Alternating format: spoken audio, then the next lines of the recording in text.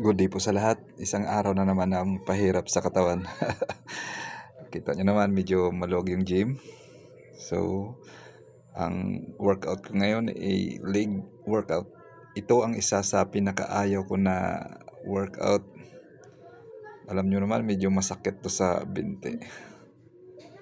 So, bali 80 pounds yung binubuhat ko dyan.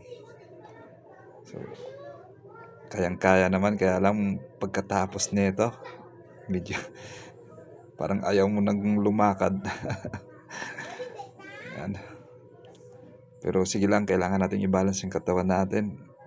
Baka sabihin ng iba, Johnny Bravo yung labas natin ito. Ayan. So, natapos din. So, kita nyo naman, kandahulog yung pambayad ko.